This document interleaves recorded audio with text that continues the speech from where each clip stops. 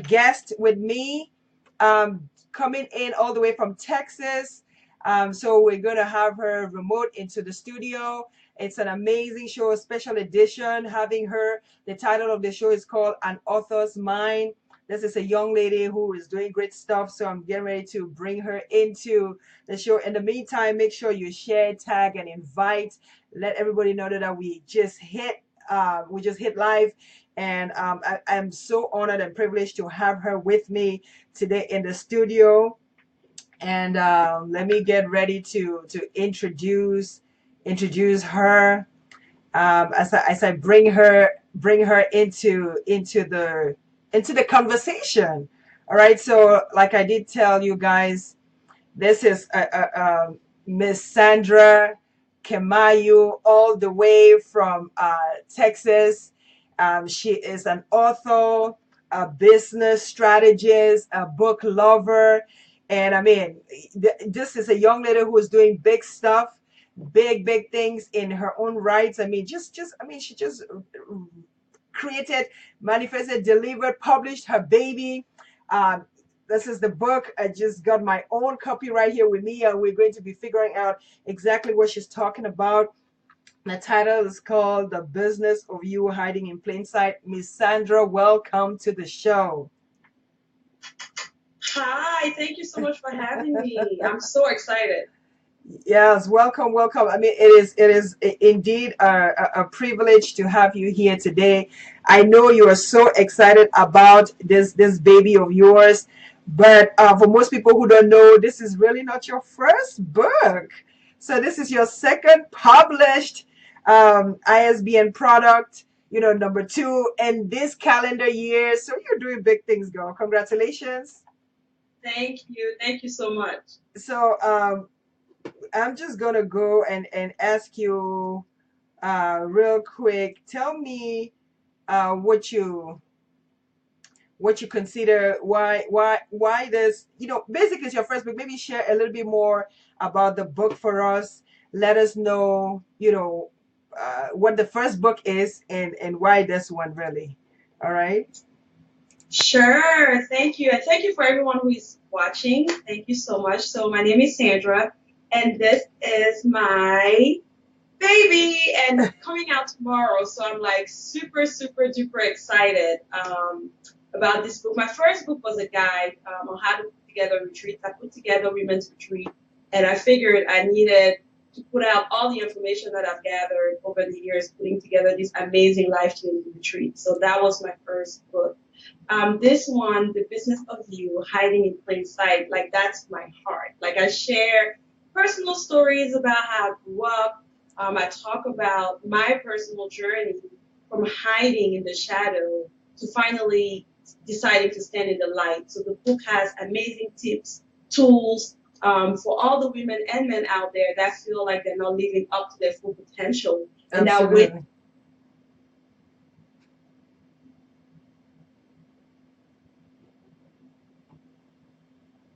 Your mic, Sandra, your mic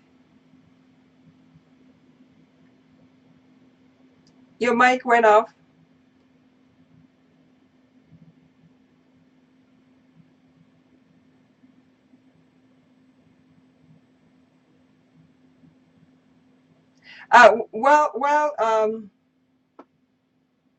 While Sandra is trying to figure out, she had a little technical glitch right there while we're trying to get her back into her sound again. I'm hoping that Sandra can figure out her sound. Somehow we just I lost her there for a minute.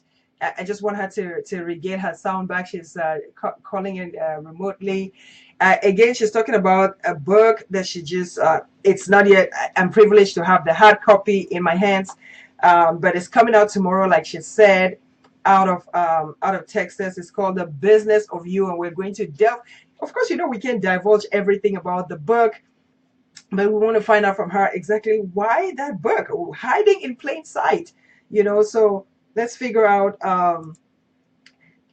Sandra, can you hear? Is are you back,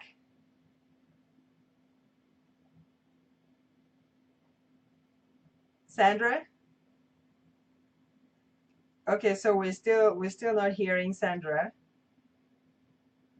That's from her end. But this was a really a good book. I got a chance to thumb through the book and just really getting ready to. So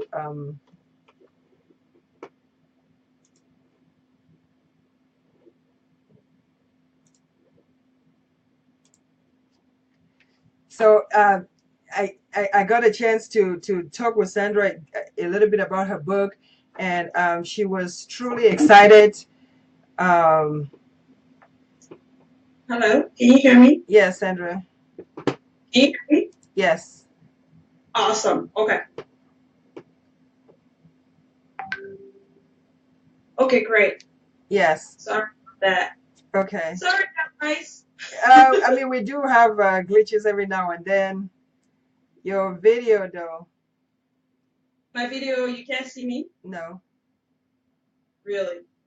I can see. Oh, because I can see you now, and I wasn't able to see you, so you might want to take that off.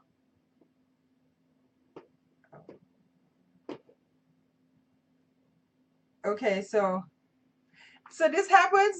This is the first time we're doing this remote call, and so yes, we'll figure it out again. We pardon us, guys, for Okay, those of can you. you see me now? Because now I can't. Yes, I can see you. I can see you, Sandra. Okay, perfect. So Okay. yes, we have our author back. You know, You see that? This is what happened when you live. I know this is exactly this is some of the downfalls of you can't edit behind the scenes. Okay, you can't really do a lot of that. Okay, so We but cannot. but we're going to wing through this. I mean, that's the fun part about being live. Okay, yeah, that's the fun part about being live. So and so guys, I have Sandra back with us. The beauty of being live. So Sandra, you were talking about hiding in plain sight, and you was talking about the purpose why you actually had this, why you conceived this vision. Who is the book really for? Hiding in plain sight. I mean, the title just intrigues me. The book is for anyone who is sitting on the sideline, very busy being a cheerleader for everyone, but not willing to take a chance on themselves. Mm-hmm. And so, if you either have never taken a chance on you, this is your book, or if you took a leap of faith a while back and you feel like it's time to take another leap, you got comfortable, then this is the book for you as well. Okay. I wrote this book for me as a declaration, as a way to tell myself I would never go back to being in the shadow, that I will own my own greatness. And I shared my journey and how I got to this place in hope that it will help somebody else. Mm-hmm. Yeah, I mean, that's really amazing. I really love that. So part of your journey, I mean, you have an interesting journey yourself, as far as some of the things that you went through, as a child. You share some really interesting perspectives as to what brought you this far. I think I read a little snippet of how you started off really high on a strong note, and then you hit a road bump. So you care to share a little bit. I mean, we're not going to go into, I don't want to release all the secrets, but of what's in the book, but do you want to share a little bit of that?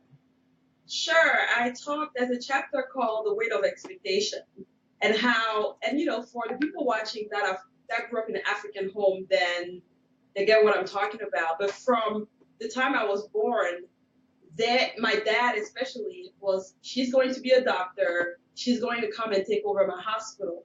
And so I felt that weight very strongly. Mm-hmm. And what you're referring to, I skip a grade from four to, I skipped the fifth grade. And I struggled through that grade to go to middle school. And there's an exam that we do in the French speaking side of Cameroon. And I passed the national exam barely, but it was a big deal to be able to skip a grade and still pass the exam. Right. So I had this huge party, and I was just like, it was amazing. I went on a trip. And then the following school year, I failed. And like, for your non-African people, I just want to put this in perspective. When you fail a class and you repeat it, it's like Girl. I don't even explain it. It's like somebody died.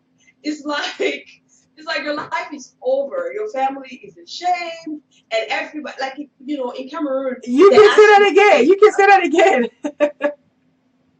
what? Sorry, what did you say? No, I say you can say that again. I completely understand. I completely Right? understand that. It's like it's over. It's like, okay, really? You're repeating a grade? And I remember my dad telling me a lost year, like you can never get a year that you've lost. It sounded so final. I was 11. Like it sounded like that's it. My life is over. And from that, I learned that you can be celebrated one moment, Mm-hmm. and the very people that were celebrating you are the ones that can basically dismiss you.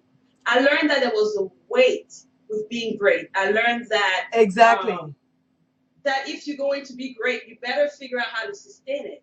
And so I got scared, and I said, you know what? I'm just going to be in the middle path because if I had just gone through the regular process and not skip the class, I would have been right on time. So I was confused. Exactly. There was really nothing that you. There Yeah, was why really was I nothing being that. punished There was from really. trying? Exactly. Yeah, yeah. And so I think that's where I kind of learned that it wasn't safe to be to do something outstanding. It wasn't safe to try to lead the pack. And Mm-hmm. so at 11, I learned that very bitter lesson. And I think from then on, I decided we're just going to follow the pack, or we're just going to share the idea with whoever thinks he's ready to take on that responsibility, but I'm not going to be the one. So I talk about that in the book. But yes, that was interesting times. Yeah, because I think a lot of people don't seem to understand that success doesn't mean that you don't hit road bumps. That success actually means that is really how when you're faced with the road bumps, how do you really overcome the road bumps? That you're going to be faced with challenge, and you really, especially for you, you were lucky that you had that experience early on, and you had to develop some life skills that are is actually helping you. That's true. Very good point. But then you talk again. The title "Hiding in Plain Sight." My thing is, so you overcame that phase, and then you, as an adult, as a young woman now growing up, you find out that what, there's still some things, maybe you're not really living up to the full potential. What does it mean? I mean, to hide in plain sight, the business of you. Well, so I wanted to write a series of books, right? Ooh. And so I thought, how do I take and so I'm always when I'm writing thinking of a little girl in Cameroon. Like I'm thinking of myself because I was that girl with a book in a corner somewhere, right? And so I'm always thinking, what type of book do I wish I had read, right? And Exactly. so I said, if I was writing multiple books, what should the first book be about?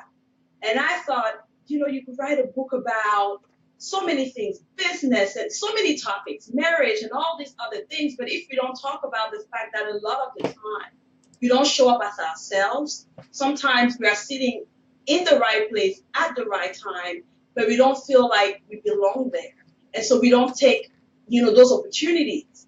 And so I wanted to write about the fact. So to your point, you said, I overcame that, but I didn't. You What did. I learned was don't be extraordinary. Don't Ooh. try that hard. Just follow along.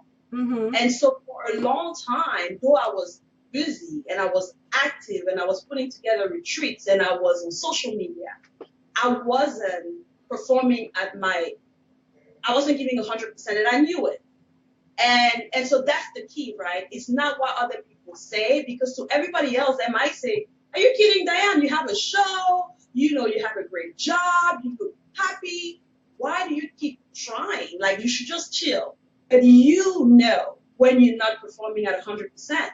And so you are hiding in plain sight anytime you are giving 50% when you should be giving 100%. Exactly. Exactly. I mean, with this baby of yours, you talk about there's a particular audience. I know in one of the chapters you talk about girl in the mirror. I think you actually have a blog where You talk to the girl in the mirror. Who's the girl really behind the mirror that you're really trying to target, that you're trying to speak to? Yeah, so I end every chapter with a letter, like an open letter, and it's called Dear Girl in the Mirror. Yes. And that's a letter to me and to the readers. Yes. So the truth of the matter is you can go to conferences, you can listen to Oprah, you can go to church and your pastor preach the best message of your life. But there's a time when you take off your makeup and you're standing in front of the mirror. Exactly. And that little voice still tells you, well, that's cool for everybody else, but not for you. People like you, they don't go to those places. Are you kidding me? You really believe, like, that was cool. But you really believe that you can have your own show. You can be the only woman, and I know you're in tech, in IT. Yeah. In IT, you can own your own business. There's that time where you are standing in front of the mirror and you have to make a decision. And so I write those open letters because some of them mimic kind of my journey, right? Things that I would say to myself. Exactly. Some of them are things that I heard women from all my retreats and conferences and talking to so many women. The common thing that they all said was, I'm afraid. I don't think I'm enough. I don't think I can do it. And so I didn't want to write a book where you were hyped without addressing the fact that at the end of the day, Right. you have to stand in front of that mirror and make a decision to change your life. Correct. And so that's what Dear Girl in the Mirror is about. Oh, wow. Yeah, because I think a lot of women, first of all, for most people who don't know, one of the big things that Sandra really does is she organizes retreats, which are the SK retreats, and I think I was privy to be amongst your pioneer attendees. Yes, yes, you were. Yes, yes. How long ago was that again? You've been doing this for many years now. That was 4 years ago. 4 years ago. So yeah, Sandra has been doing this special retreats for women, and women just really come together. This safe haven safety net that you create in your retreats. And the whole goal is what how did you even conceive this idea for the retreats? So during that time of my life, I was the CEO of the Hiding Club. Like I was the founder, I was the CEO. I did not need team members. Okay, I was good. Like I was like, I can run this whole thing about how to hide. Yes. But I felt a deep calling to help women. Like I've just always had that calling. And so a couple of friends of mine, we started a prayer line. And we were doing that for 3 years. And some of the ladies that would call every Wednesday for prayers and sharing the words told me, we need to get together. Right. I was like, oh, okay, who's going to put that together? And I said, you, who else? And so I said, okay, well, we can't just meet for tea, right? We've been praying for each other for the past 3 years. Like we should meet for a couple of days. And so that's where I said maybe a retreat. And I had never attended a retreat before, but I remember my mom would go away with her friends. And so when I came to her and said, hey, tell me about the retreats you used to attend, my mom was like, we'll go in the park and we'll fast and we'll sit outside. I was like, no. We don't want to do that type of retreat. I am not about that life. You mean like outside? She said, yes, we are one with the Lord. I said, no, we want to be one with the Lord in luxury. Can we do that like looking nice and having AC? And so I started thinking about what would be my ideal vacation. If money was no object and I could go anywhere and I could do anything, what kind of places would I want to go to? What type of experience would I want to have? And so that's how we started SK Retreat, and it has grown leap and bound. I mean, every year it's like we are raising the bar. But the goal is always the same, is to leave the women empowered and feeling refreshed. Right. So that they can stop hiding in plain sight, right? And they can tackle and just be a force of nature. That has always been the goal of SK Retreat. I mean, honestly, I think a lot of young women who go to those retreats, and it's not even young, it's just young or women in general, the young, the old, the restless, the vibrant, whoever that come to those retreats. I think they really leave really feeling refreshed. A lot of them come out feeling reformed, like feeling like, wow, they take home all these messages and stuff. I think it's really powerful. It's a powerful initiative. And the reason I referenced that was really to talk about the fact that you said, a lot of women, that girl in the mirror, how women talk about being afraid. And it's part largely because, from also interacting with a lot of women, it's largely because we're hard on ourselves. A lot of women are really, we are our own worst critics. So sometimes people actually believe in you, but you don't. It's like it needs the whole universe. It needs Jesus to come down to convince you that it's not really you, and that you're actually good enough. So you seek to validate that, right? You have anything to share about like women being tough on themselves, being those tough critics? Because I think you're also a victim of that at some point, right? That's true. And I think that our culture does not do a great job at, and by culture, I mean our Cameroonian culture. We don't always do a great African job at culture in encouraging, general, really. you know, I can't speak for the other folks, but I know we don't always do a great job at encouraging what is outside of the usual. Mm-hmm. You know what I mean? And Yeah. so when somebody comes and say, "Hey, I'm thinking about having my own show, or I'm thinking about becoming a great chef, or I'm thinking about writing a book," we don't always get the feedback that you may want. And so in the book, I talk about the difference between validation and seeking expertise, because Mm-hmm. I believe that you should seek expertise when you're trying to To start to something new. birth Like today, something. yeah, Yes. right there, we had somebody help us with the whole Skype thing. That's seeking expertise. But when you are seeking validation, you have to be careful where you go for validation. And Who are you I'm telling? mentorship because you want to go to the right people. You want to go to people that can handle what you're sharing with them. And so I think that's sometimes where, and that's why I created SK Retreat, a no judgment zone, where you could literally come and say, "I'm going to be the next Oprah." We're like, "You go, girl. We can see it. We can Hey, pray." we're just rooting for you. Sorry, what did you say? I said we're just rooting for you. It's an environment where you just want the best for everybody. And that's it. And so that was kind of where that came from, was let's create that, because as you know, when you have this baby, you have this idea that you've come up with.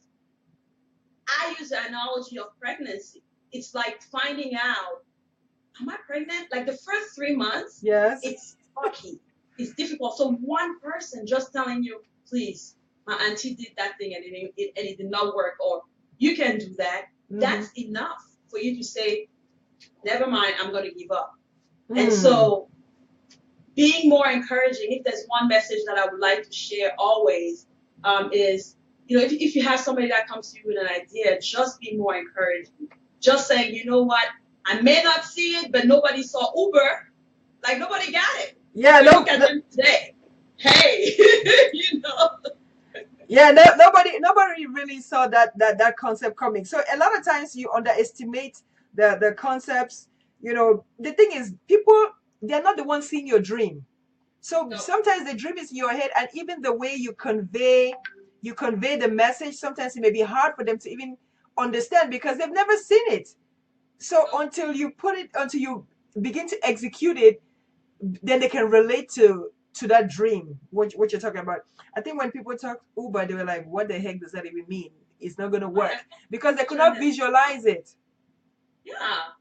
So no, so I think it's just being careful who you share your dreams with. Mm-hmm. Make sure that it's a little bit more solid, like you said, that it's a little bit clearer in your own mind. Right. Start doing the work. I talk about in the book the different the different type of people that make up your squad or your tribe, And so I talk about your board member, and I say the board member, you want to select them really because they can vote you out of Hold up. You're talking about board member, your squad and all of that. And, not everybody really even understands that language, or not everybody has that, has that inner focus, because you're talking about, the book is titled The Business of You, which means if you consider yourself an entity, a business, that's why you're talking about boardroom.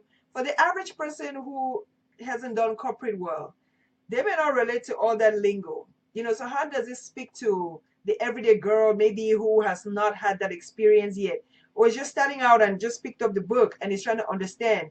Does it speak to that kind of woman? For sure. So your BFF, your ride or die, Mm-hmm. you want to make sure that you pick her wisely. And you want to make sure that you tell her what you need from her. So if you're coming with this amazing idea and you just want to talk it out, you don't want her opinion, you can say that. You can say, girl, look, I know it's going to sound crazy. I just need you to support me on this one. I'm not even asking for your opinion. I'm just telling you this is what I'm going to do. And I just need you to help me pick up the kids while I'm working this out. If she's not the type of BFF that has been exposed or understand what you're trying to say, like if you have this new idea and that has nothing to do with anything she's ever done, and she's not business inclined, and you know that you're going to need her support, you have to tell her, I need you as a team member. I don't need you to give me strategies because I know you won't get it. And so being able to really tell people how they can show up in your life is really important. But I think what you said is very true. This is the business of you, meaning you have to make up in your mind. Right. I'm going to do this. Whether I have friends, whether I don't have friends, whether I have a team, whether I don't, I'm going to do this no matter what. And once you decide to do that, people in your life, they will eventually catch up. They will have to respect what you're doing. I mean, at some point, so I think there's a place where you actually coin it by saying it begins with you too. I think it's a portion where you're even talking to the girl in the mirror. You're telling her that until you get started, if you're looking at yourself and you want to, you set goals for yourself, you set priorities, and you say, I want to be proud of who I am. Then you have to begin the process. So you tell her that you speak to her, and say, you must begin. Otherwise, there's nothing for you to show for. There's nothing you can account for. In other words, so it starts with the begin process. That's it. You have to start. And for you, actually, you were talking about, you gave a scenario where you mentioned that, I think you came out of the retreat, one of your retreats, and then it dawned on you that, you know what, you've had this babies, this concept in your mind, and it was time for you at your own retreat. So you're putting these events out there to encourage these women,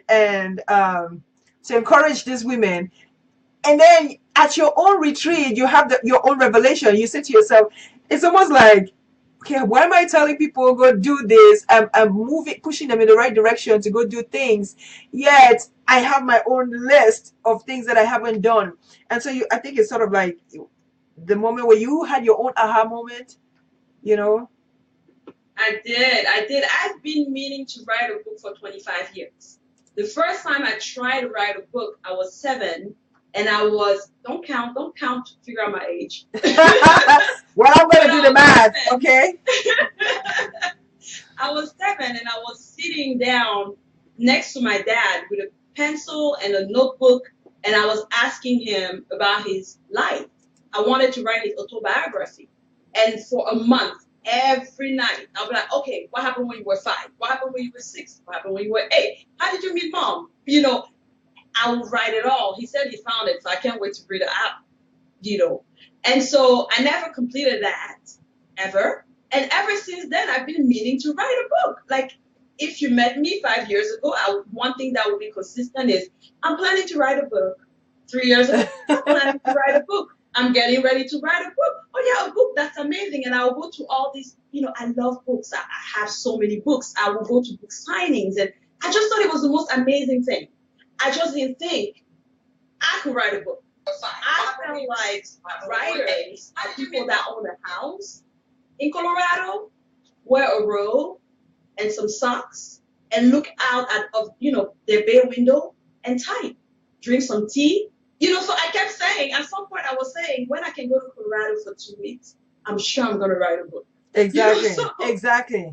finally, at my retreat, we were in Utah, gorgeous Sundance, Utah, and I was like, yes, beautiful destination. Of course I'll write a book, And on the last night of the retreat, we had this amazing dinner, and all the ladies they stand up and they say, 2 things that they vow that they're going to do this year. And, I was the last one to go, and people were like, people were planning on doing some amazing stuff. So I couldn't just come and be like, yeah, I'm going to learn how to do my hair. Like, I couldn't come, like, I had to do that would be wimpy. So I got up, and they had me on camera because we recorded it. And I said, a year from now, 6 months after the retreat, I'll send you the video. And a year from now, we'll check in because we keep each other accountable. Nice. And so I stood up there, and I knew that I was being recorded. And I said, by the time you see me here next year, I would have written my book. That's what I said. Wow. It was on camera, and that was that. And there was no way. And I think I was ready. I think that I had gotten to a place where I was tired of hiding. I was just tired. And I said, it's time.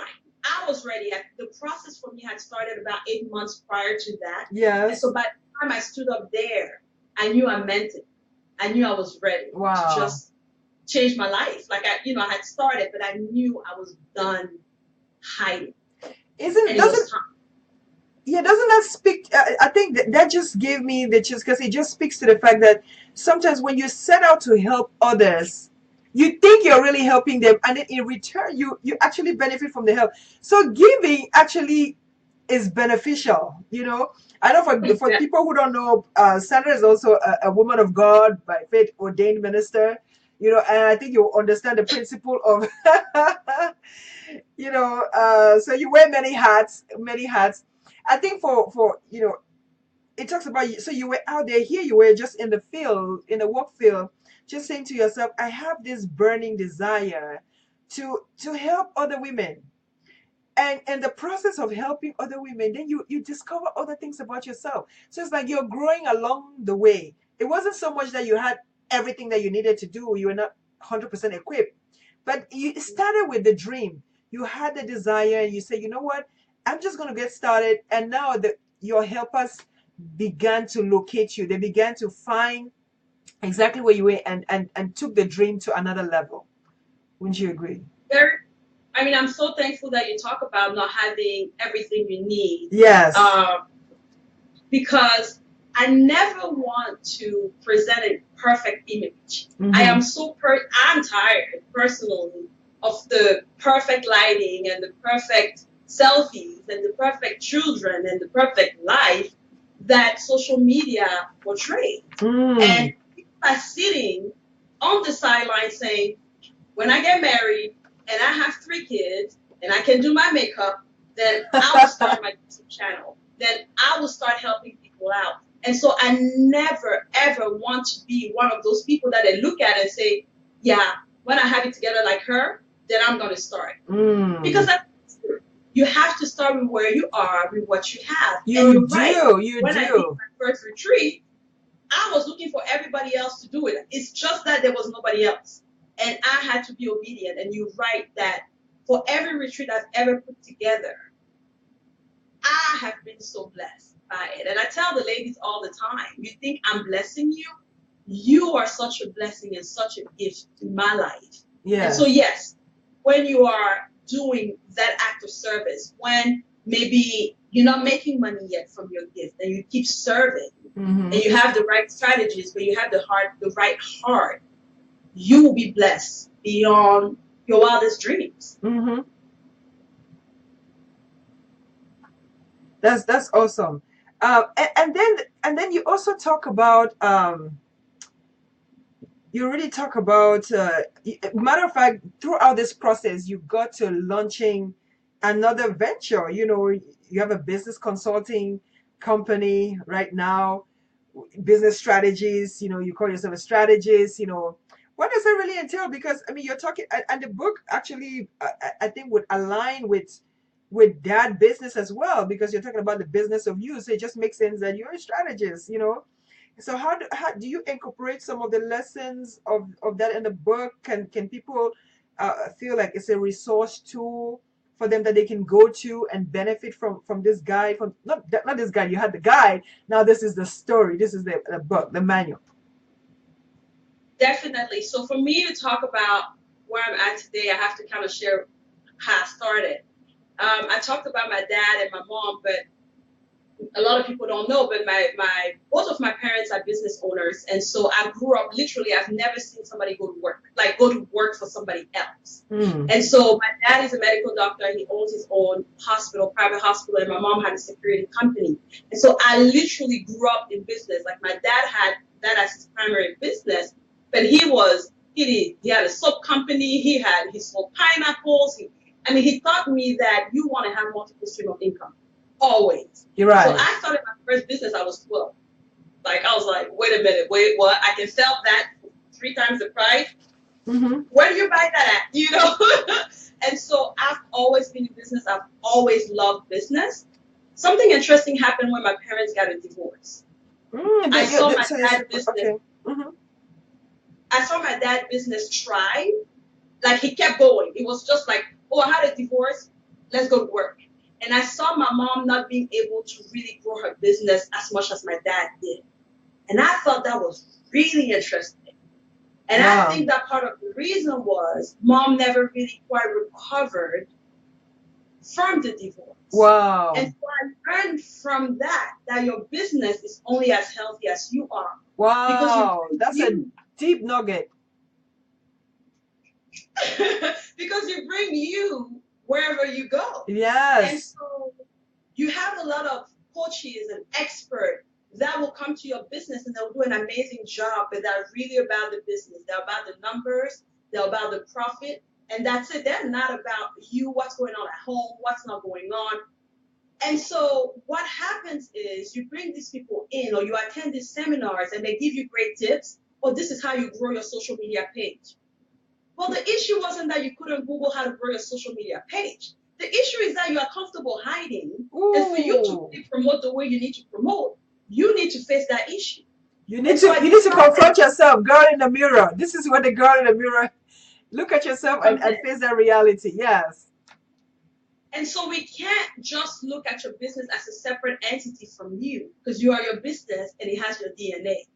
Mm. The unfortunate thing is statistics are not on our side. It says that 90% of businesses will fail within the first 10 years. It's really, matter of fact, you gave it more time. They said 3 to 5 years.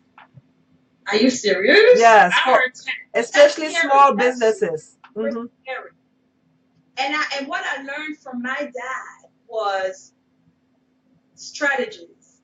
That you can be smart, you can work hard, but if you don't have any strategies on how to grow your business, if you're not looking at 5, 10, 20 years from now, if you're not looking ahead, you will have the same issue Blockbuster had when Netflix came in.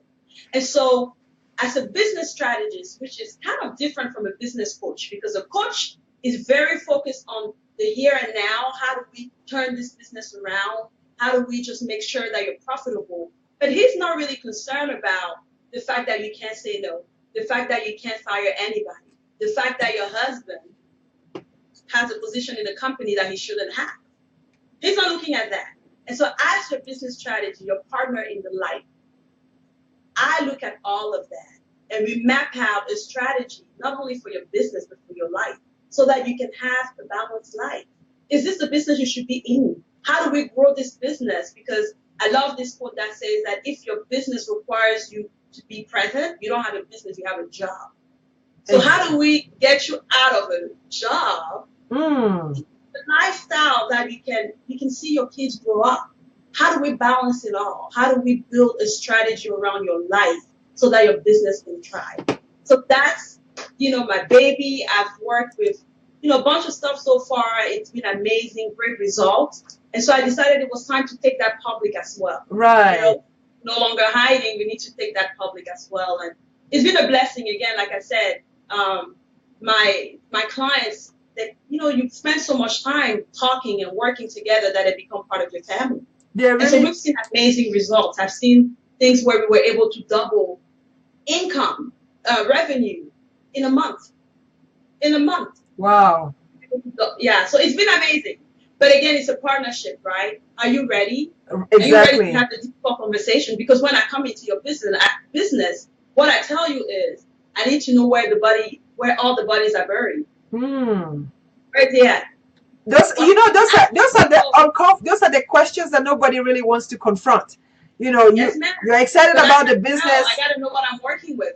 I got to know the ways that you self-sabotage. Ooh, Is it by not showing up on time? Is it by acting like you don't have the answer? Is it? self-sabotage. Yes. I gotta know. So I become your. I look. I get. It's You almost like become close. you're coaching, you're strategizing, you're mentoring, you're counseling. It's like all vested in one. And I think it's a great package because you even bring you tie in the spiritual side to it. You know, you just bring in a whole lot of, so you take them to a wholesome picture. I like how you contrast, your father's experience to your mother's experience. And especially for women, because I think you cater to the women a lot. Um, and I'm gonna ask about that, considering that you're a mom of boys, but you My kid. girl. I know, right? You Not cater you cater to the woman a lot, and I think that's perhaps where your ministry is great to understand your calling. But as far as strategies, business strategy, I think you can speak to anybody. This book is not just necessarily for one particular audience. I think anybody can really read this book and take away some lessons. I particularly like that contrast, and I relate to the fact that we tie in a lot of emotions. People go into business sometimes out of emotion. You're just emotional about things, and that business sense is saying, take separate the emotions here. Let's be real. Face the issue that is at hand. You know. very true. I have the funniest story that one of the most interesting lessons I learned from my dad was, we were, he had the hospital, so it was 10 of us. I have 9 siblings. And so somebody was always sick, malaria, something.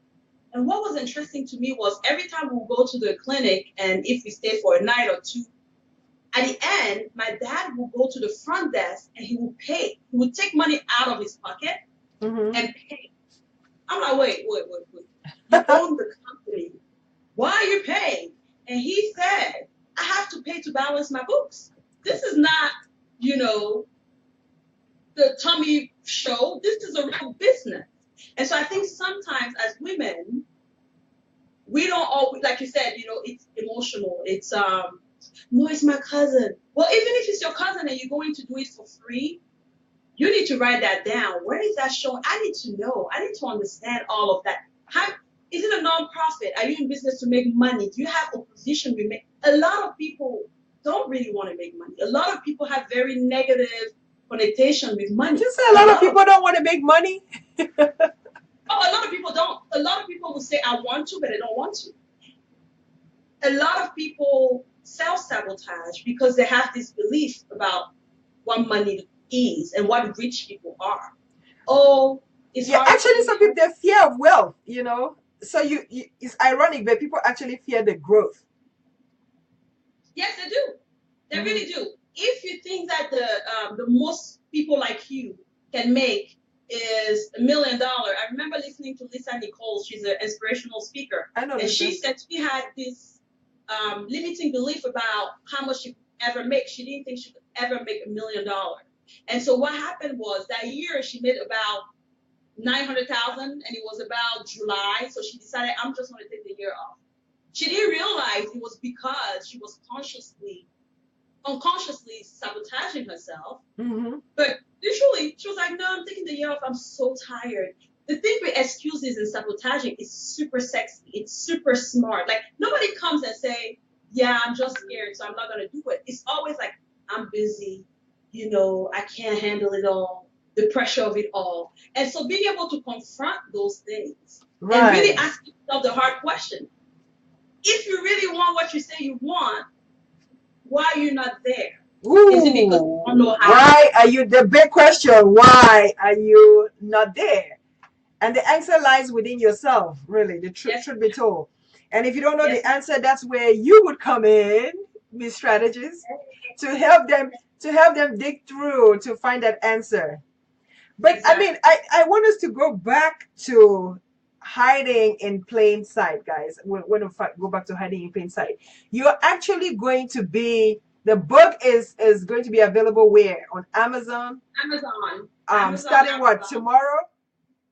Sorry, what did you say? The Tomorrow Oh my gosh, tomorrow. So midnight today, really. tomorrow, what time, what calendar date, and you'll be coming to the DMV area. You're going to be in Washington DC for the Congressional Black Caucus, Yes, ma'am. event at the Authors Pavilion. You're going to be signing this book. I mean, Sandra, you're doing like great things. You were recently at the NAACP Authors Pavilion speaking, and now you're coming to be at the the Congressional Black Caucus. You're rolling with the Joneses, girl. Well, look, I'm claiming that. I'm accepting that, and I'm not gonna say anymore. Hey, that's what it is. You're no longer hiding. You're not refusing your Oh, no, greatness. no, I'm not at all. And so I am, with open arms, accepting speaking engagement and all kind of stuff. Like I'm open. I am open to what's in store for me. I am open to it. I'm seeking. I'm not just open and like sitting back and eating candy. Like I'm actually seeking those things. I'm, going after it. I'm calling. I'm, things that I wouldn't be comfortable doing in the past for myself. I would do for Correct. others, but not for myself. Calling you and saying, "Hey, how can I get on your show?" I'm willing to do that. You know, get you yeah you can't get, you have not because you ask not, right? So a lot of Exactly. times we don't get what we desire because we're not really asking the right questions. Until you put Very it out there, no one would know that you actually desire those things. So I think that that is a phenomenal topic. So you're going to be in the DMV.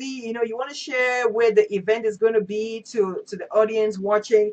There's a lot of feedback coming on the forum. People are writing a lot of comments. They're cheering you on. I see Thanks, God. Nettie, Eureka. I mean, so many good comments. God love, uh, DJ. I'm telling you, I mean, Dexter.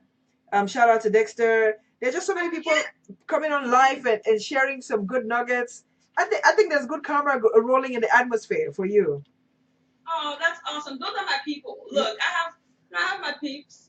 You do this long enough and you put together, the retreats and events and stuff like that, and you build a tribe. And I love my people. I love my team. I just love my sister's friends.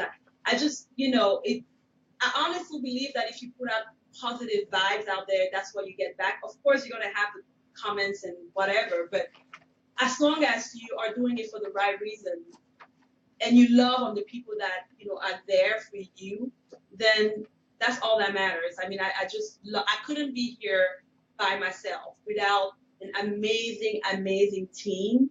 I just couldn't be here alone. And shout out to my boo. Can I say a shout out to my hubby? Hey. Hey, If you don't take that opportunity to do that, that's on you. I'm not accountable, okay? You want to give. the best, most supportive husband. I mean, I'm here at our brand new studio in downtown Dallas, and All right, know, girl. Look at her giving some free promo. Yes, you guys you know, saw. So you have a holding studio it out there down in Dallas. with the lighting and all that kind of stuff, the photo shoot. He's just an amazing, great guy. And so I just want to take this opportunity to give him a huge shout out. Yeah, he deserves it. He deserves it. Which brings me to the question of which takes me into the part of where we talk about work-life family balance. You're a mom. You're raising kids. You're married. You're a spouse. What do you have to say? There's some people who perhaps don't really have that great support system, and they have to juggle it by yourself. But you have the other side. You're fortunate that you tend to have this level of support. What do you have to say, on both sides, where when you have the support of how has that helped you to attain some of these goals versus the other person who perhaps has limited resources. What message can you give to them? I would say don't feel bad because Mm-hmm. I think that you can watch this and be like, go home and be like, you kids, something's wrong with you guys because y'all just need to act like her kids so I can sit and write. I would say don't feel bad. I remember a season in my life where I couldn't even imagine. I was so tired and so exhausted that write what book? Are you kidding me? I'm trying to like sleep. And Mm-hmm. so you have to understand what season you are in your life. If you just had a brand new baby, if you just started a new job, I think that we are super hard on ourselves as women. So please don't feel bad. Don't feel like you're lacking or you know what I mean? Don't feel bad. That's number one. Number two, what I have found to be true is in order to have a great support system, you need to be a great support system as well for others. And so for me, because I was so comfortable hiding, I was hiding, but I was busy. I was super active helping people with their purpose. I always had an encouraging word. I was busy in other people's lane. I was never hiding and not doing anything. And so I Right. would say, help others, Mm-hmm. not because you want them to watch your kid next week, so I'm going to watch your kid, but just being that Don't kind of not person. necessarily expecting back from them. Just do because you're positioned to do. Exactly, Mm-hmm. exactly. And I really believe that it will come back to you. You are sowing a seed, and in due time, you will reap that seed. But the truth of the matter is, for sure, I think that I've been blessed with an amazing, amazing support system. Um, but here's the thing: support system or not, at the end of the day, when it comes to your dream and your goal, that fear that you're going to feel, that I'm not sure that it's going to happen. It doesn't matter if the whole soccer team is telling you, you get this. There's a point where you have to believe that you get this. Mm-hmm. And a lot of the times you have to start before you ever see the help. Like you can't like I wanted to write a book if I knew I could be on dDTalks. If I knew 5 years ago that if I wrote a book, I would be on dDTalks, I would have written a book. If I had guarantees, I Right. would have written a book. And so a lot of people want guarantees. They want to know that when I do this, this will happen. But the truth of the matter is, the first event I ever put together with my friends, I talk about it in the book. 8 people came. Eight, eight. Mm. I mean, like eight. And we rented a ballroom. Like we Oh started with my God. 250 people. We said we started small. We were like, okay, let's just rent a little room in this hotel downtown Silver Spring. And then our faith just got bigger and bigger. We're like, you know what? Let's have faith. We're going to have 150 Nothing people. like fate. And the event was free. And we paid for the event. And 8 people came. Eight. Wow. And so what I'm but saying but is but there's you no overcame the guarantee. disappointment, and you still, because sometimes some people would think that for somebody else would have said, you know what, I'm not doing this anymore, I don't have the support. It would have made you lose the vision, but then there's something in you that kept you going, right? That said, you know what, I know it may just be eight, but there's something about the beginning, and you still decided to continue to still press on. You know what's interesting about that is after that event, my other friends that decided they couldn't do it, and I'm sure you know that and maybe even in your own life there are times where something inside of me did not let me quit because I knew the face of the people I was called to serve. Yes. That's the difference. I think that for you with your show, it's easier to say never mind because you don't really know yet the people that are going to benefit from it. No, And you so if don't. you're somebody that's sitting at home and you have this amazing idea and you don't have the face, you don't have the name, I couldn't quit because I had people I was accountable to. I had Exactly. already started. If I didn't have people that I was accountable to, I would have probably been like, okay, if you need help, go see Bishop Jakes. He comes on every Sunday, like go somewhere else. But I just couldn't. And I think that for me, and that's one of the things that I tell my client, understanding your why. Once you understand your why, That's a big it's one. really hard for you to kind of just give up. My why, I always think back, I talked about my mother having a really difficult time with her divorce. And I'm always thinking about what kind of event, what kind of book do I wish that she had read or attended that would have made a difference in her life? That's really my why.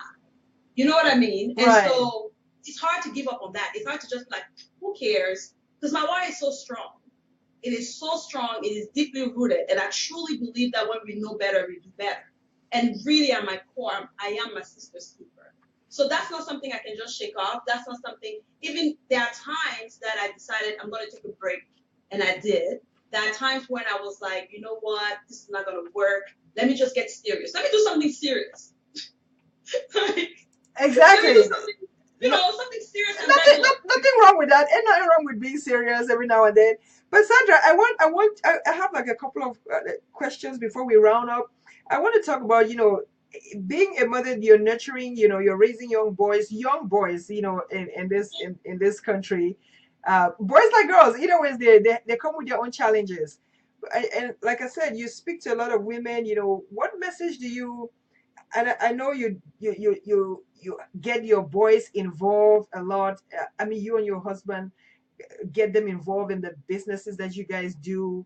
What is the message or the thing that you would like to leave in part on them to let them understand that, or tomorrow, if your son was to pick up the mommy's book and read, what is the message that you would hope they would take away from, or that maybe they may in turn take over and share with another female that comes into their lives? What lessons? That Yeah. is a good one. I have a lot of morning rituals that I do with my boys. Mm-hmm. We look in the mirror, me and the mirrors. We look in the mirrors every morning and we say, I am smart, I am strong, I'm a child of God, everything I touch Wow. turns to gold, I'm the light of the world, that kind of stuff. We do that every morning. I'm going to start teaching him this year about visualization. I really want, they teach you so many things, but they don't teach you how to be mentally strong. Right. And so we have a lot of people that are bulky, especially the guys. Like I'm bulky, but emotionally they're not strong. And so I really want to raise healthy, strong children. Children Ooh. that will be well Emotionally changed, strong. emotionally strong and stable. I want them to see mommy fall sometimes, but I want them to also see me on the journey. So we have a very interesting, me and my oldest, because he's old enough to get it. He's my business partner. He's coming to the book signing. I really want to Oh. expose him. I really want him to be ahead of his time. Like I don't want him to have to kind of make the same mistakes I did. If I can, like, let him make his own mistake. Let him be like, I saw that already. Now he's just gonna skip over that. Let him make his own mistakes and not things that, because I think sometimes we don't share with the kids about failure, about trying Exactly. again, So they about have this artificial sense of life. exactly. And so the first time they fall, like when I had my thing with repeating a grade, it was like, oh no, the world is over. Dad has never failed anything. Mom has never failed anything. Oh my God, I'm such, a failure, and I didn't make them proud.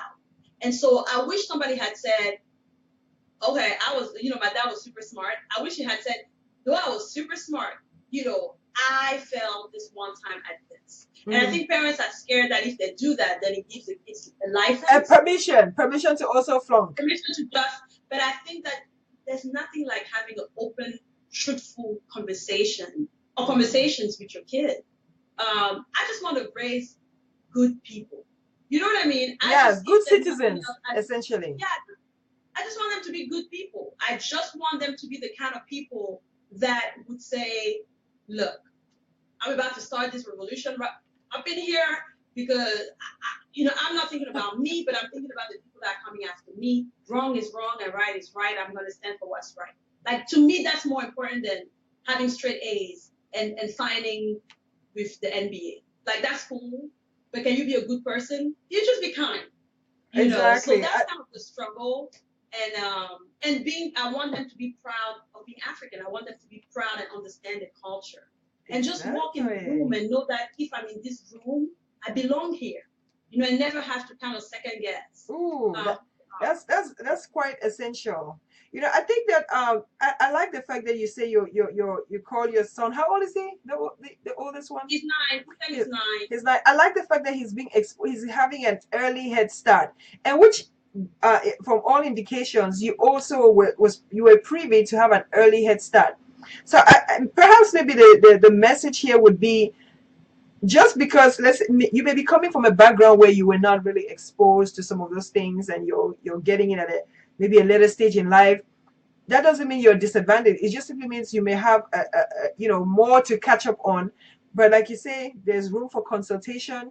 In that case, if you're coming from the part where you really don't have the experience and stuff, quickly jump on expertise. Then we want to tap into your services, for that. Let me take you back to one thing about. I want to ask you something about humility versus asserting yourself. Because one thing that we confuse a lot is that, or even faith based, you're asked to be humble, and sometimes you may be too humble that it has an impact on asserting yourself into your business, right? Into the business of you.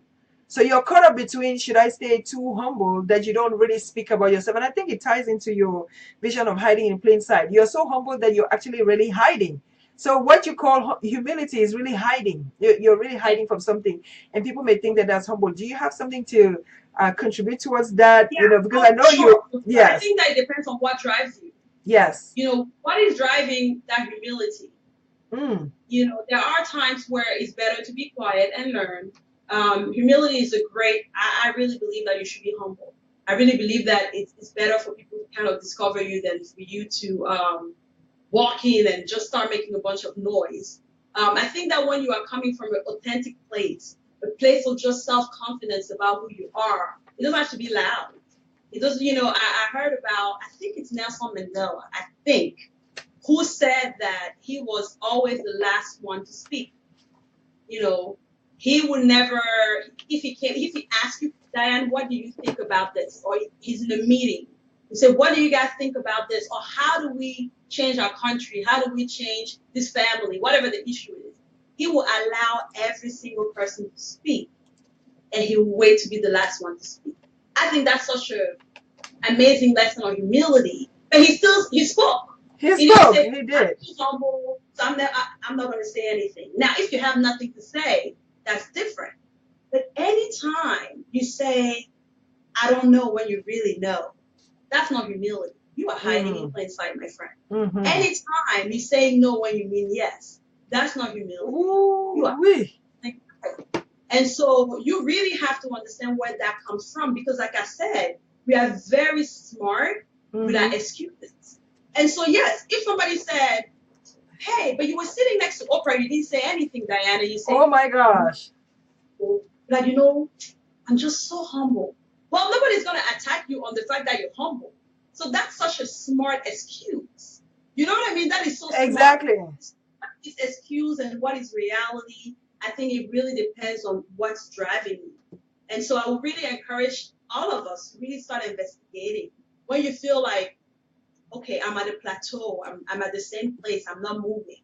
Really start asking yourself those questions. Turn down the noise too, because for you to be able to really do the work, you have to make room for it. You do. You do.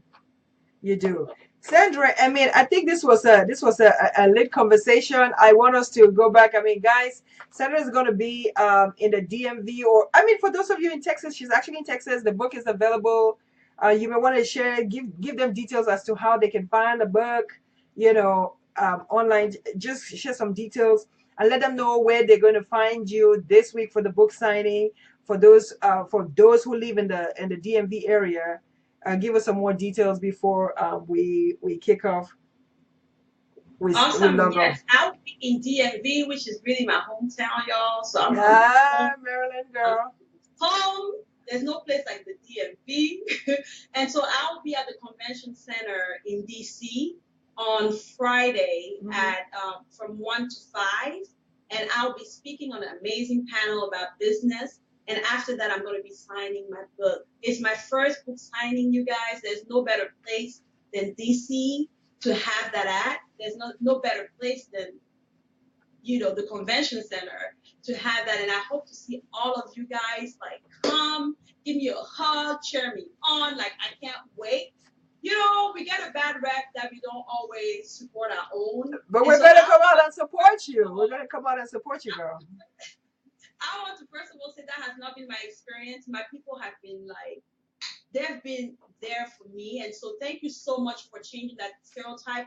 Thank you, Diane, for having a platform where we can come and talk about books and our businesses and all the amazing things that you've been doing on your show. It is Thank you. such an honor. And for everyone else that's not coming to the book signing and would love to get my book Hiding in Plain Sight, The Business of You. You can get it on Amazon. That's whether you're in the US or globally, wherever Amazon ships. The book is available starting in like 2 hours.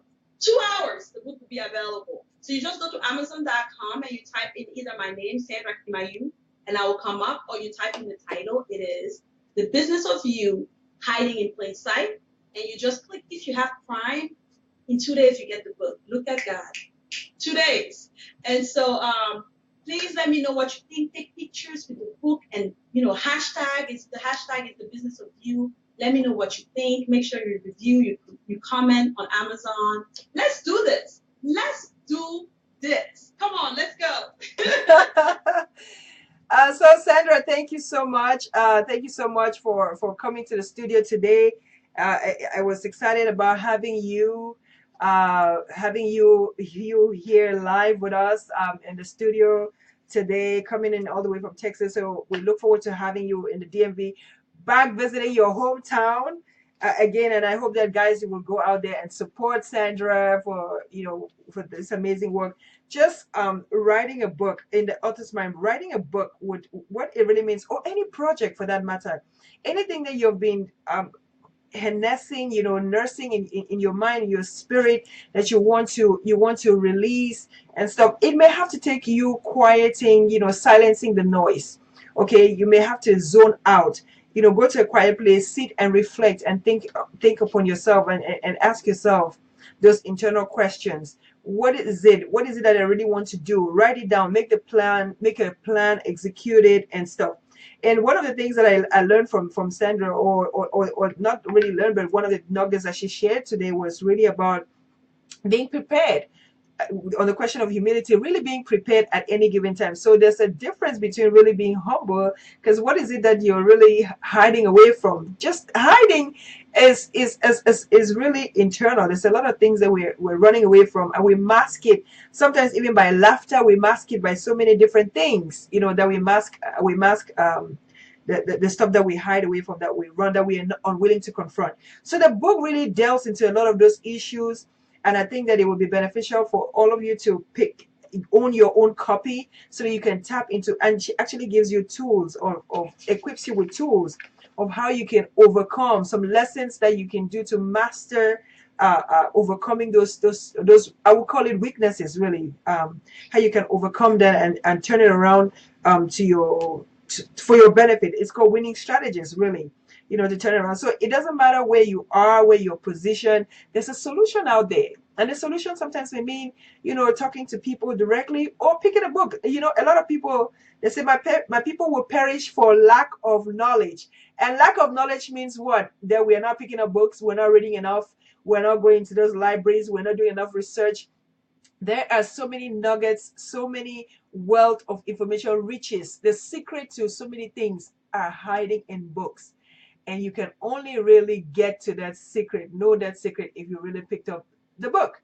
It's almost like it almost reminds me of the story of the alchemist. For anybody who hasn't read the alchemist, it's about, it unravels something. I think it's a good book reference. I'll also direct you guys to go read that. Talk about the research. It's like they give you some nugget, but you have to get there. You have to unravel the secret. So go out, read more books, and get yourselves empowered. So Sandra, congratulations on your book, first of all. Great job. I hope that you break Amazon's link on purchases. As you get released in a couple of hours, it'll be available for you guys online. So did you have any closing remarks, or will that be it for you? Yes, so I always like to close by. We have this proverb that says, "How do you eat an elephant?" And you eat it one bite at a time. And so if this is the last time you ever see me, or you ever hear about me or from me or something like that, I want to leave you with that a book is not written in a weekend, though you could. But if you have a busy life, just 45 minutes every day for anything that you want to accomplish. 30 minutes here and 30 minutes there really, really makes a big difference. That you don't have to change everything in order to change a thing. You can start by just being kinder to yourself. You can start by just taking walks in the morning. Change one thing. I just want to tell you that you are more than enough, that you are amazing, that you are here for a reason, and for a season, like for a season, for this time, that your gift is needed at that table. That if you Ooh, are in a room, whatever room, if you find yourself in your room, you belong there. That you never have to ask yourself, do I belong here? Do people like me write books? Do people like me hit the New York Best Time Seller list? they If you do. are there, then take ownership of that space, that you are perfect just the way you are, that you are amazing. Give yourself a break, love on yourself, and enjoy the life that you have. I just want to just always be encouraging, and let you know that you are loved, that it doesn't matter what or where you are in your life right now, you are loved and you are more than able to become and to live the life of your dream, to become the woman that you've been waiting for. That Absolutely. you can hire me and I will come in and we'll walk this thing together and we will move mountains and we will transform things. But it starts, even with me, it will still and always start with you looking in the mirror and making a decision to make a change. So be encouraged. I love you guys so much. Thank you so much, Diane. You've been amazing, amazing, amazing. Thank you for having me on your amazing show. Thanks again, Sandra. Thanks again, Sandra. Again, it was wonderful having Sandra with us today. Guys, go out and get the book. I want to thank you so much for always listening, for tuning in, for joining dDTalks all the time. So guys, we're moving to the next level. We're doing big things. We're evolving. We're just doing great things out there. And so, I want to appreciate you guys. If you want to be a sponsor of the show, do not hesitate to contact us directly. If you want to advertise your products, we are obviously doing that as well. But listen, the people out there are doing great stuff. That I keep coming back with new things. I'm just, we're really just trying to reach out and address real issues, hot topics, things that will benefit us, motivational content, good material, just things that are productive, that you take home some nuggets with you. Okay. So again, we delved into the life of the mind of an author. What does an author really think? What does it take them to get moving? The essential thing that we hear over and over is that you must get started. So it doesn't matter how great you think, it doesn't matter how exciting your brain is or what ideas you have, unless you get started, unless you begin the process, it's never going to happen. It's never going to manifest. So you must begin with starting. Remember to assert yourself. The business of you begins with you. All right, the begins of you begins with you. So that's what we're going to sign off of. Start taking care of yourself emotionally, basically, because what did she say earlier on? She said, if you are not emotionally sound, the rest of you is also not stable. So you must be emotionally sound, mentally, physically, and spiritually, right? So when all of that is sound, there's you can maximize your full potential. When one is weak, when one element of that is broken, the rest, it will eventually, it's just a matter of time. It's like a rotten apple in the basket. If you don't take it out real quick and fix the apple, it pollutes the rest of the apples in the basket. So once you find that weakness, take care of it and treat yourselves. Okay.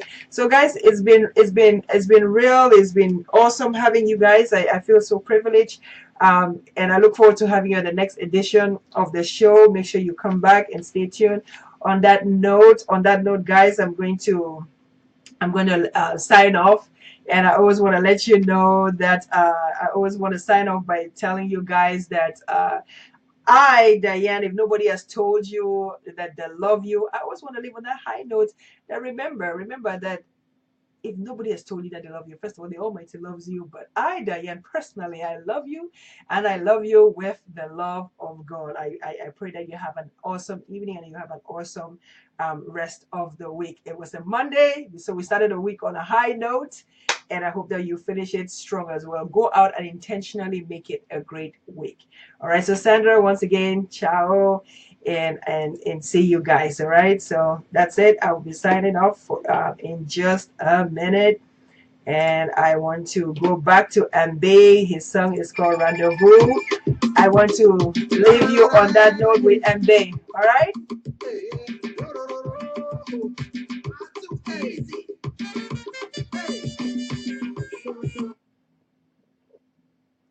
Uh oh, what happened to my Mbe?